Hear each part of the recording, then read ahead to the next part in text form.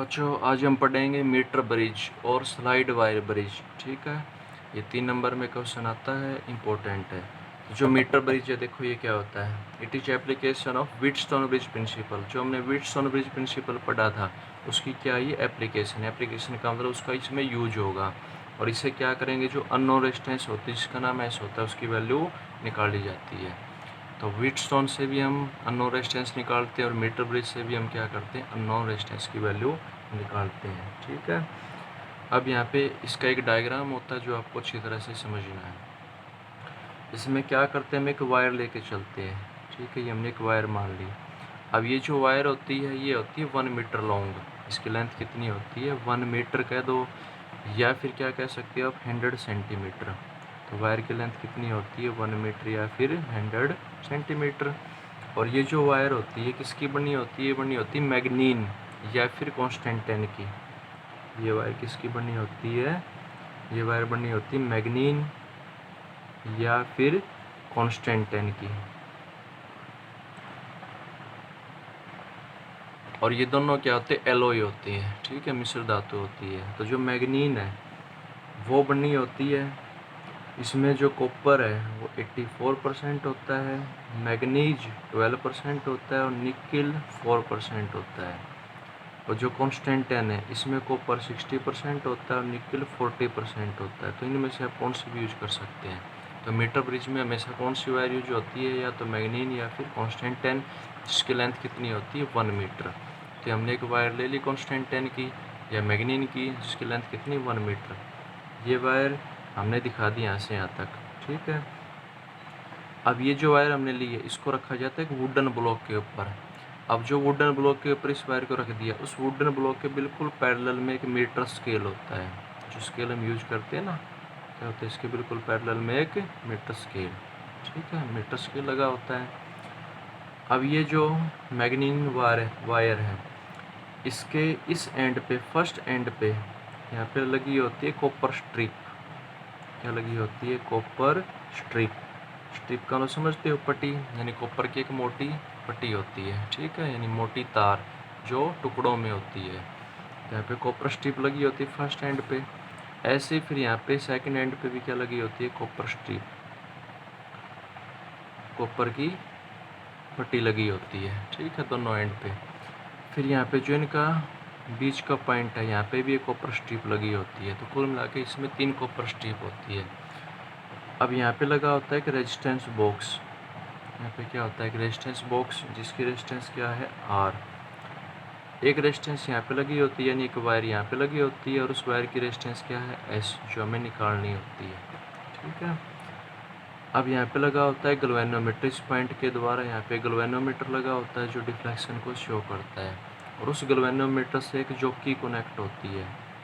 ठीक है, यहाँ पे J क्या है, J यहाँ पे जॉकी है।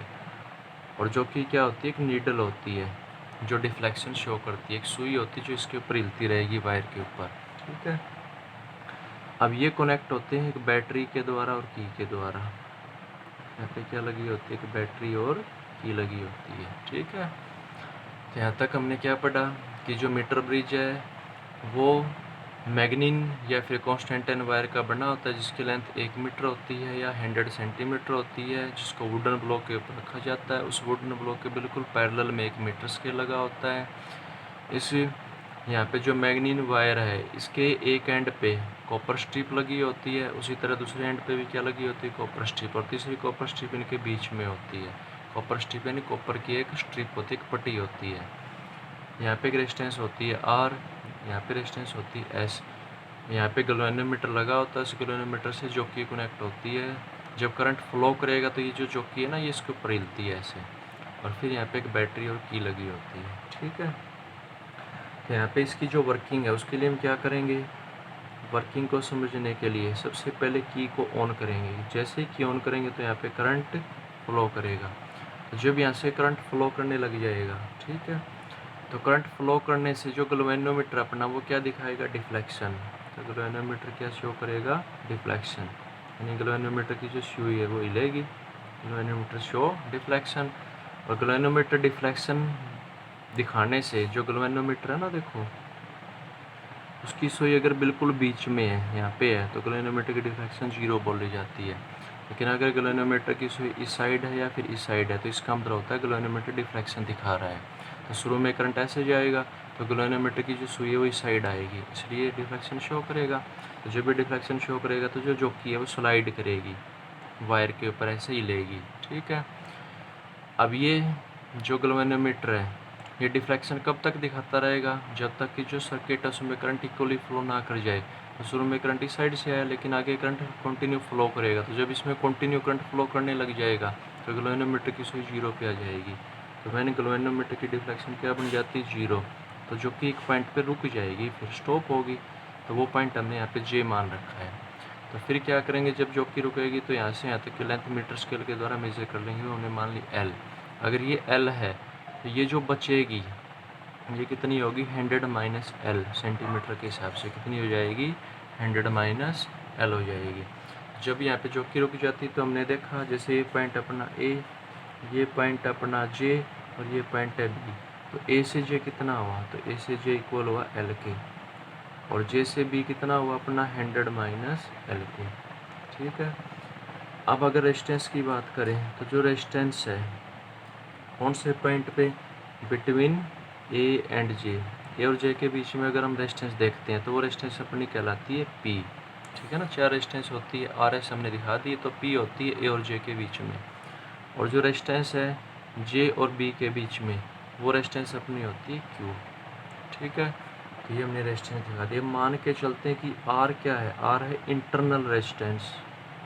R क्या है? इंटरनल रेजिस्टेंस ऑफ वायर, यानी जो वायर है उसकी अंदर जो रेजिस्टेंस है वो आर मान लिया हमने। और ये कब है? Per unit length. जब हमने वायर की लेंथ कितनी ली है? यूनिट ली है, यानी 1 सेंटीमीटर ली है। तो यूनिट लेंथ के हिसाब से रेजिस्टेंस क्या अपनी आर, लेकिन अपनी लेंथ क्या है? एल। तो इस एल के हिसाब से रेजिस्टेंस क्या हो जाएगी? तो आर एल हो जाएगी। ये कब है? जब लेंथ अपनी क्या है? एल है। तो लेंथ एल है तो अपनी रेजिस्टेंस क्या हो जाएगी? आर एल हो जाएगी। और ये आर एल रेजिस्टेंस किसके इक्वल होगी? ये इक्वल होगी रेजिस्टेंस पी के इक्वल, जो ए और जी के बीच में है। तो ये अपनी पी के इक्वल होगी, इक्वेशन फर्स्ट। ऐसे ही अपनी जो क्यू रेजिस्टेंस है जी और बी के बीच में, क्यू किसके इक्वल होगी? तो वो इक्वल होगी आर इंटू 100 माइनस एल। तो जब लेंथ एल मान ली हमने, जब लेंथ देखो 1 थी तो रेजिस्टेंस आर थी, लेकिन जब लेंथ 100 माइनस एल है तो रेजिस्टेंस क्या हो जाएगी? आर इंटू 100 माइनस एल, जो किसके इक्वल होगा? रेजिस्टेंस क्यू के इक्वल। इक्वेशन सेकंड यूज करेंगे व्हीटस्टोन ब्रिज प्रिंसिपल का। तो व्हीटस्टोन ब्रिज प्रिंसिपल के हिसाब से पी बाई क्यू किसके इक्वल होता है? आर बाई एस के। यहाँ पे पी और क्यू की वैल्यू रखेंगे तो पी क्या है? पी किसके इक्वल? आर एल के, और क्यू किसके इक्वल है? आर इंटू 100 माइनस एल के इक्वल आर बाई एस। तो आर से आर कटा, स्मॉल आर से आर। यहाँ पे एस किसके इक्वल आ जाएगा? तो एस इक्वल आ जाएगा 100 minus L into R divide by L. तो इस तरह से हमने क्या निकाल ली? Unknown resistance S. तो अगर हमें क्या पता हो कि जो जोकी रुकी है वहाँ तक की लेंथ कितनी है और जो रेजिस्टेंस आर है वो कितनी है, तो हम अननोन रेजिस्टेंस की वैल्यू निकाल सकते हैं मीटर ब्रिज का यूज करके। ठीक है।